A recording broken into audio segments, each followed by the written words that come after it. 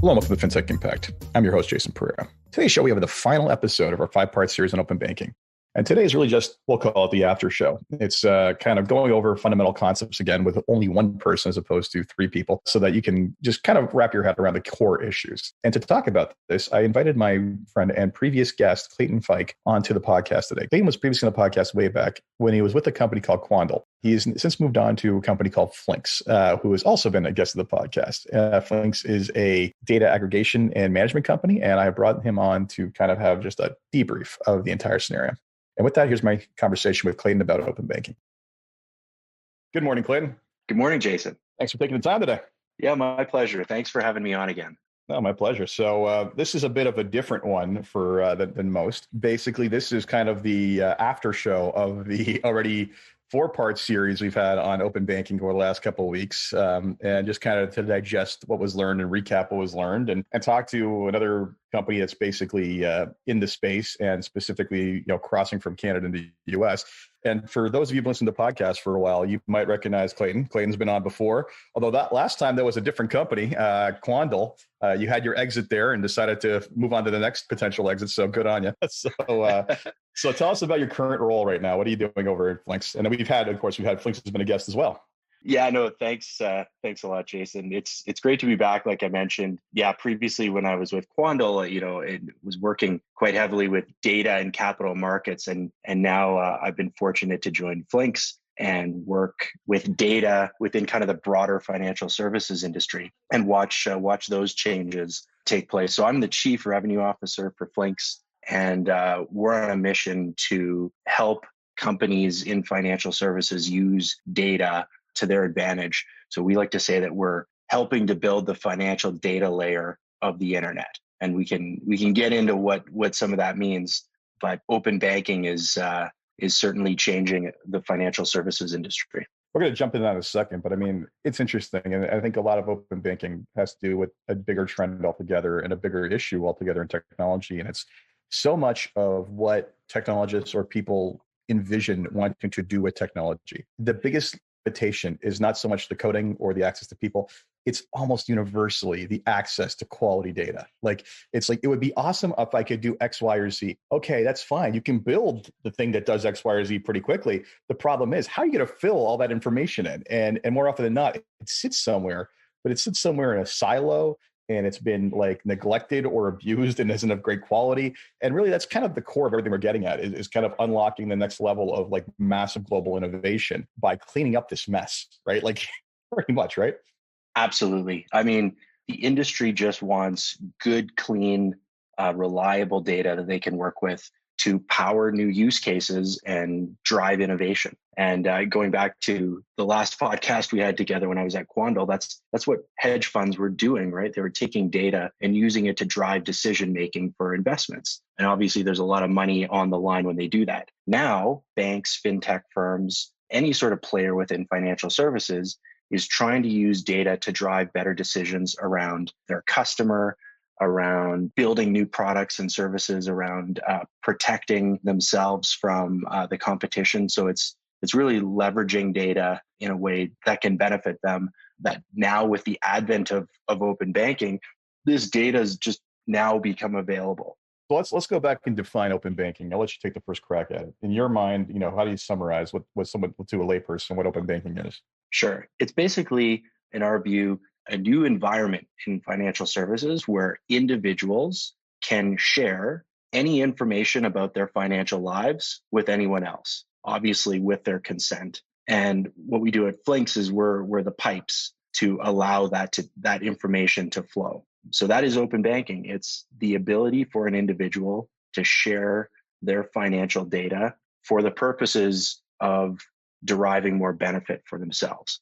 It's to the layperson, this seems like, well, I already have access to my stuff online and, I can get statements and whatever else. But what we're really talking about is access to your digital information, everything you produce for whatever institution you're working with in a way that is modern and easily accessible without having to jump through hoops or create workarounds, but directly being able to reach into that system, touch that data point and extract it and direct it wherever it is you want to go. And to some people, maybe they don't get why this is important in so many ways, because we talked about a number of use cases the previous podcast, but even something as simple as I want to update my accounting records, right? Like a lot of systems do that now. They extract data from bank accounts in order to basically put it all in one place. The problem is that more often than not, you can speak to this, that's using something called screen scraping as opposed to a direct connection. Can you explain what a screen scrape is? Yeah, sure. So, I mean, that's just really the way of accessing the data. There are numerous different ways in which you can access the data, and that's one of them. And as the industry becomes more and more advanced, there's sort of direct, more sophisticated ways of moving the data.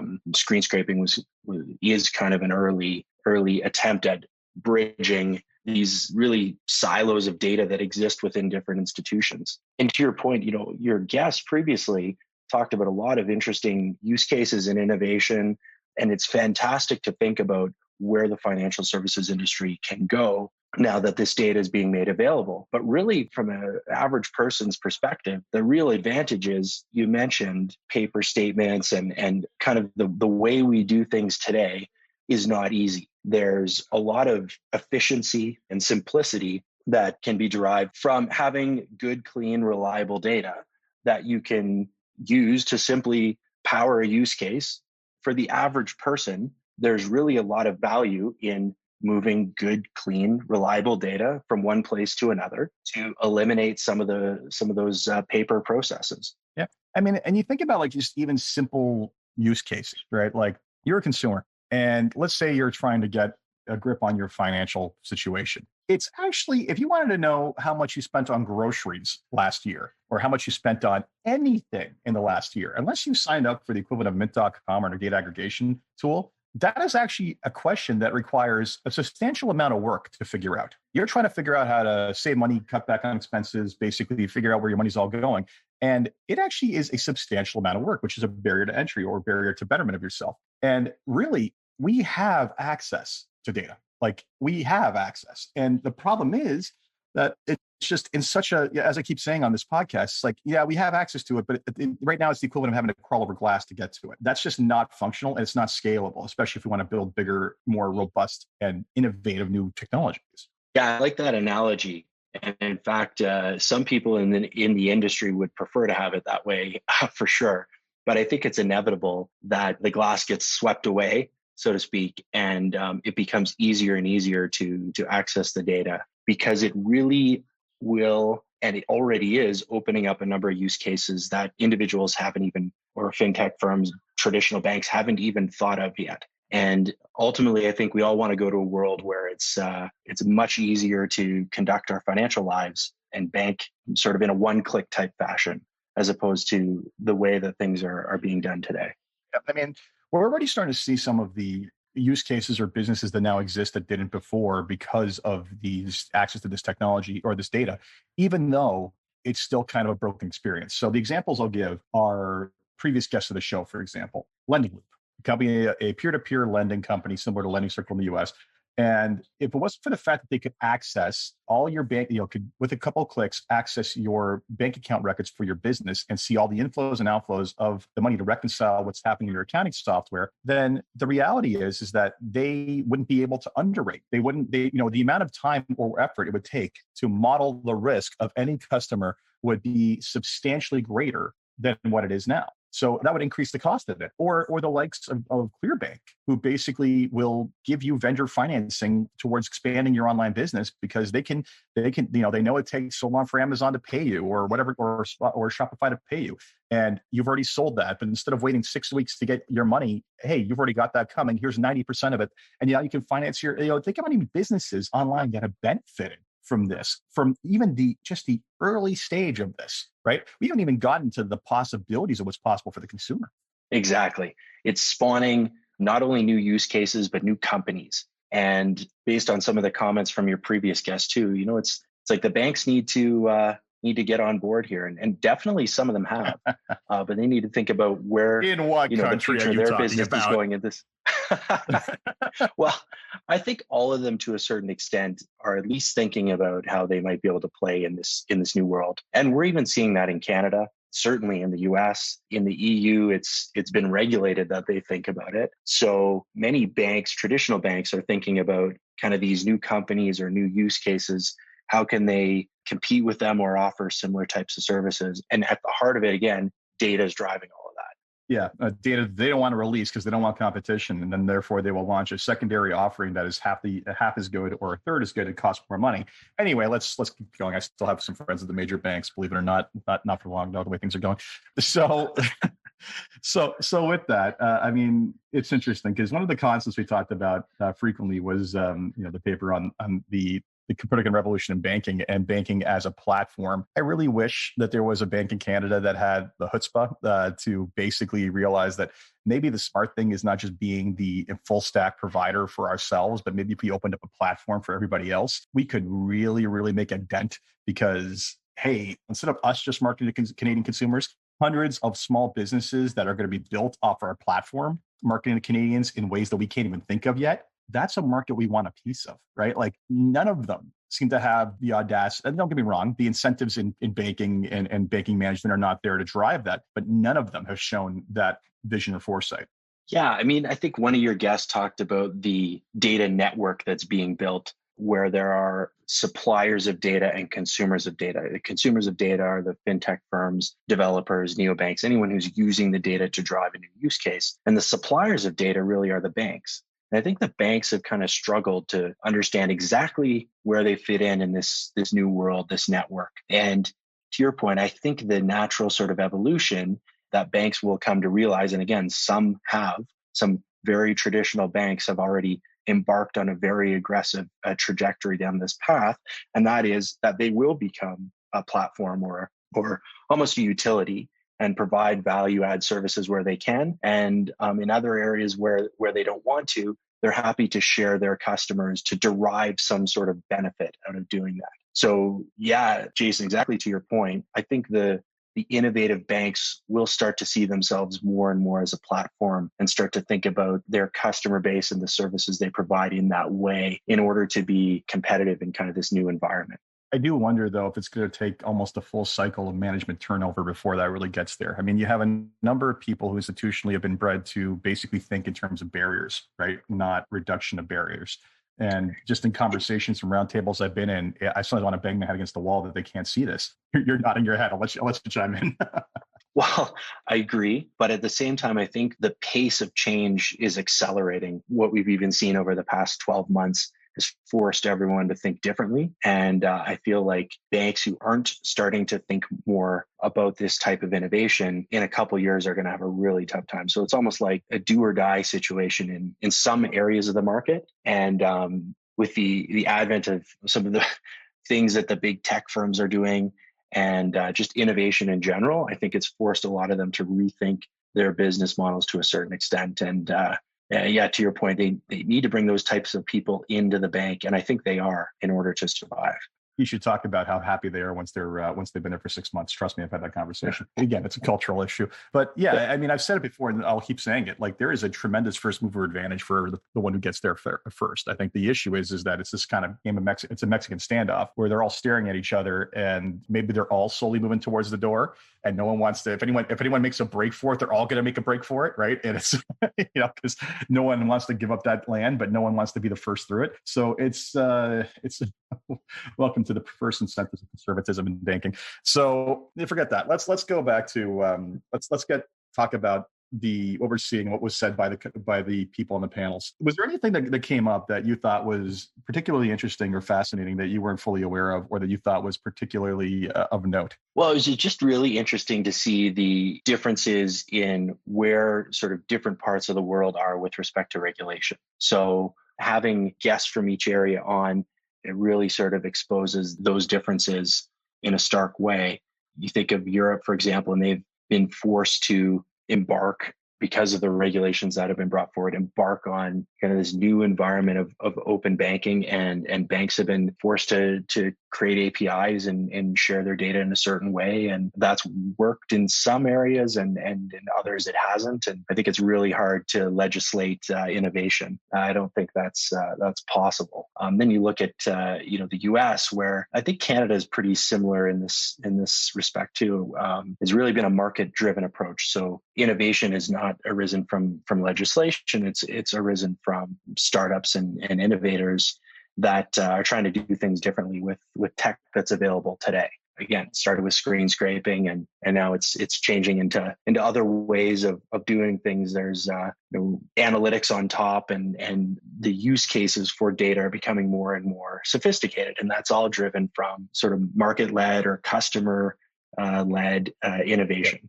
I'll go back to culture being a differentiator there. I mean, the Americans do not need any help from regulation to help them be innovative. They do not, right? Like, it's get the heck out of their way. They're going to do it. If anything, the regulation needs to make sure that things don't go too far. Whereas Europe, in the very conservative nature that they have, I think they do need to be pushed beyond what is market driven, simply because it's just a very different culture. I think we sitting kind of, as we typically look at ourselves, halfway between both continents to some degree, even though we're on one, we unfortunately need a little bit of both, although it's not helped by the oligopoly, but that's a different story altogether. But yeah, I think it's so I don't discredit. I think it's a great example for the rest of the world to take lessons from both, right? Like, you have the innovators of regulation and the innovators of actual market force dynamics, competing out to basically lead the charge, and we get to sit back and cherry pick if we're smart about it. Yeah, exactly. It's all kind of coming together, kind of being driven out of the US and Europe. And of course, there are things going on in the Middle East and Asia and even Africa. There's some interesting new data aggregators, but I think it's really being driven out of North America and Europe. And there are a lot of innovative firms in Europe. And I think the fact that regulation is going to come in Canada and the US is actually going to mature the industry in the right way too. So you're right. We're sort of just cherry picking, and it's all going to come together into this kind of environment where this sharing of data really becomes second nature. I mean, to me, regulation is primarily, at least in the context that we talked about, its most useful function to me is preventing bad actors, from the standpoint of, for those of you who are listening, you might hear that my kindergartner is taking home kindergarten classes right now because of COVID. So if you hear a child singing happy birthday, that's what's going on. Anyway, back to my point. It's the bad actor issue, right? So there's all kinds of stories out of Europe where, whether it be PSD2 or whatever other legislation required companies to divulge information, it didn't say how exactly. And some of these companies very bitterly cough this up. And there's a really funny story I had in a previous podcast about how it was one institution had to basically report all their trading activity or something like that across the entire institution. So they basically went through the trouble of loading it all into a text file and parse data. So it's like, oh, you want all our data? Here it is in the most useless format possible. Congratulations, you have it, right? And it's just the bitterness of that. And that's by design, I think. And the reality is that if you don't set minimum standards for A, what is accessible, and B, how it's accessible, you're going to have, let's put it this way, we're all serviced by the fact there's only a couple of protocols for transmission of data, right? We're all serviced by the fact that TCP/IP is how the internet works. If we had 7 different competing protocols and had to open different browsers for each of them, this would not go well, right? So when it comes to quote unquote utility level dynamics, I think maybe the market could solve it. Regulation has a role to play in this. Yeah, well, that's exactly what happens when you force somebody to do something. They're definitely not going to do it for you in the easiest way possible. So we hope that situation doesn't happen in Canada, and I don't think it will. There's some encouraging signs there, but I think the other important thing not to miss on the regulatory side is this idea around consent. So again, for the average person or anyone who's listening to this podcast, people need to understand that this sharing of data is all underpinned by the consent of the individual. So any of these new regulations need to tie closely together with data privacy and consumer protection type regulations or laws that exist in different countries, because this will not be the same as how data flows on the internet today, right? People capture browsing history. The large tech companies know a lot about you based on your behavior, and that's all generated from various data points they gather. That is not open banking. Open banking, or accessing your personal financial data, is always going to be based on your consent. So I think it's important for people to understand that the same way that your browsing activity is shared with the big tech firms is not how your data about your mortgage or your transaction history on your credit card is going to be shared. It has to be very specific, and it needs to only move with your consent. And that's a big piece of the regulation that I think the regulators need to get right in order for people to continue to feel comfortable sharing data. Yeah, and that's part of the reason why this is a very important decision. Is we talk about all the innovation and all the access to data and all this other stuff. At the end of the day, what we're really talking about is a foundational principle of data rights. Like more than one person on the podcast said, this is just what's right. Like this is just what we should be entitled to. And anyone who wants to argue that I shouldn't have free, unfettered, and easy access in a dynamic way to something that I produce as part of my interaction in good faith with another organization, like what is wrong with you? Like, I'm sorry to say, like you're trying to, if that's the case, if you think there's a real problem in giving me access to that, it's probably because you are doing something that you don't want me to know about, or you are trying to maintain an asymmetry to the relationship that benefits you, not me, right? So at the end of the day, I think it was David Watchell who had some very, very colorful words that I typically don't necessarily use on air, but I use them all the time. Which one of the things was just be patriotic and do what's right for your population. Like that's what a lot of this comes down to. And I sincerely hope that any legislator around the world who is looking at this doesn't just look at this as tech companies versus the banking industry. That's not what this is about. This almost goes back to a foundational principle that should be entrenched within every constitution of a country, which isn't, because digital data didn't exist when constitutions came about. The reality is that this is property ownership, and we need to start actually putting some laws around this, because we've allowed entire massive multi-billion-dollar companies to be built off the backs of our data and gotten, in some cases, a trade-off of amusement or utility, but not a share of the profits, that's for sure. Yeah, exactly right. It's about data rights. And, at Flinks, that's something we take really seriously. And we are, in every way we can, empowering our customers to be very open and honest and clear with their customers about how their data is being used. Yep. So let me go back to one thing we should tackle. We didn't tackle it quite enough. I mean, I think it's because I feel people should understand that this is kind of a red herring. Let's go back to the big elephant in the room when it comes to anything digital and security. Talk to me about how you guys address security and how an open banking framework would address security, and why it shouldn't be a primary concern. I mean, don't get me wrong, security should always be a concern to everyone involved, but to the end consumer who doesn't want to have this massive burden of essentially having to worry about this, what are you doing, or how does this protect their data in an effective way? Sure. So again, it's always consent driven.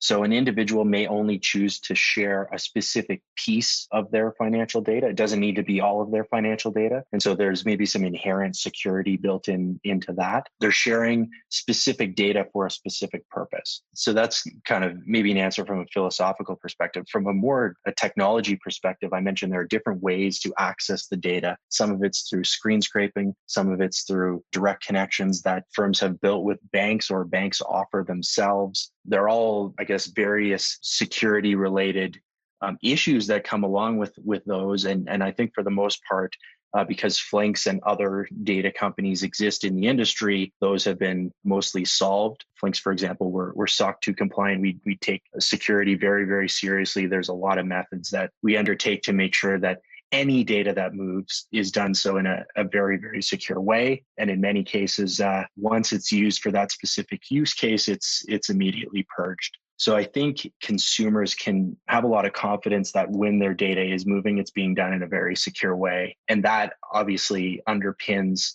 consent, because I'm not going to consent to share my data if I don't think it's going to be done in a secure way, or I think that it could leak somehow. So it's a very, very important component. And if anything, the proper setup of proper APIs only improves upon that compared to the current, right? Like currently, for a screen scrape, someone has to give you their password, which is stored securely. You guys then utilize that to log into the website and just pull that information yourselves. And that is done every time it needs to be updated, right? So there's an interaction there versus the API authenticates you one time, link, and now there's a link in place. The permission is there, and the bank knows that you don't have to put your password in every time. It's a much more secure way of doing things as opposed to having to state password, like your passwords altogether. So, I mean, frankly, I always make the joke that, and I had this conversation on the weekend when people are like, well, is this, someone actually asked me the other day, is OneDrive secure? I'm like, first I make that look on my face. And then I'm like, okay, so let me ask you something. Is your password randomized in 20 characters? The answer is no. Okay. So you're the weakest link.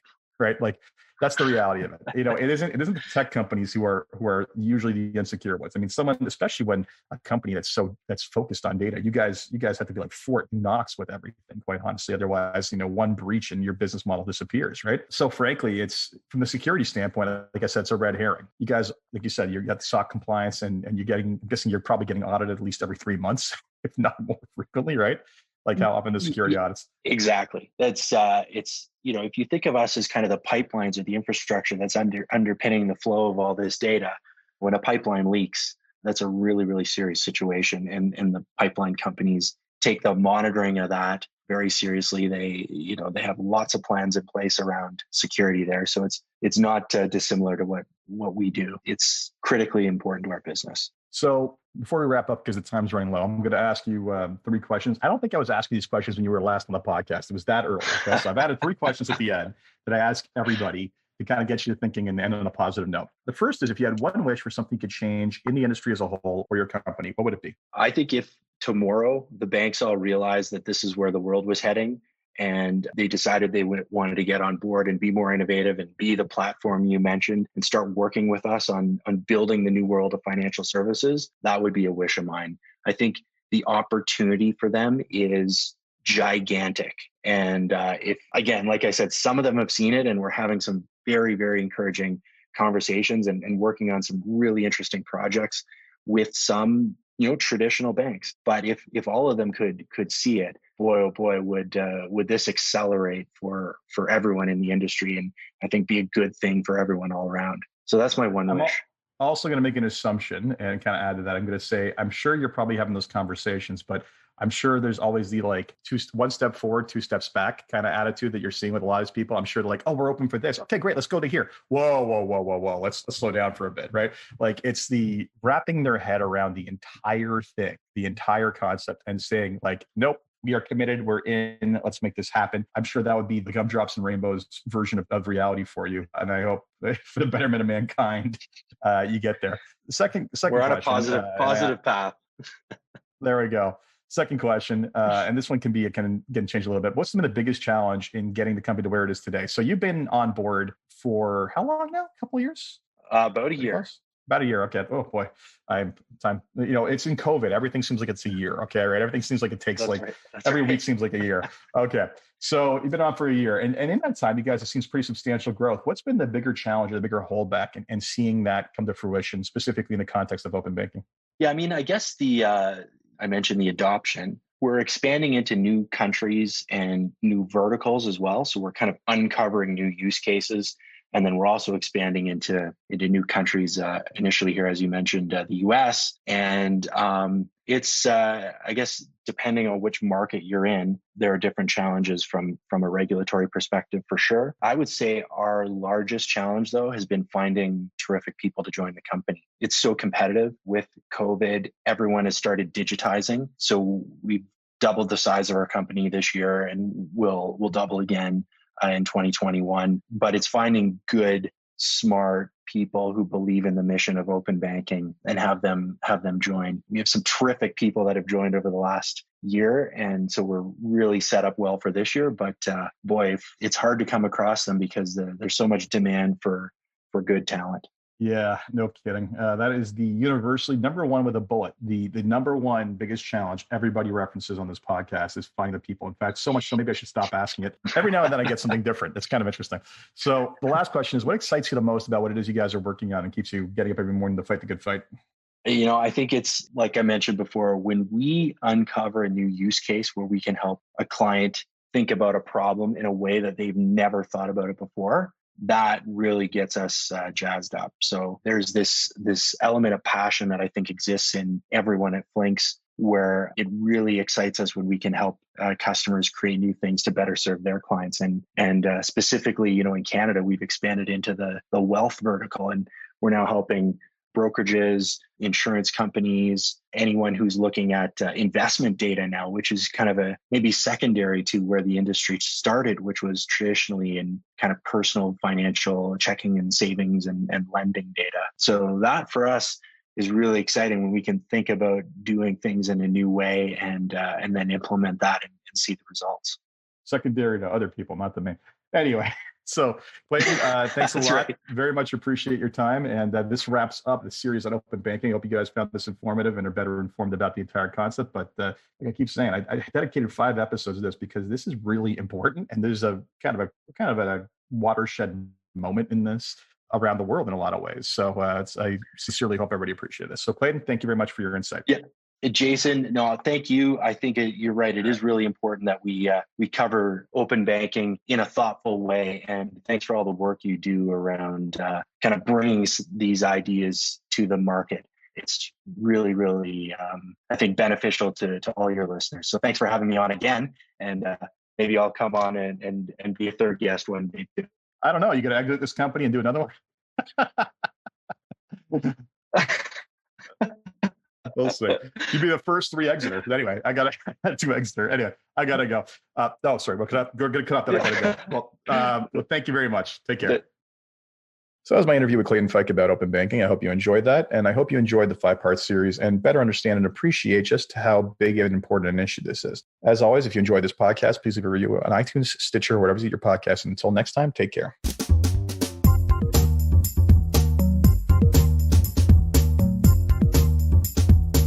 This podcast was brought to you by Woodgate Financial, an award-winning financial planning firm catering to high net worth individuals and their families. To learn more, go to woodgate.com.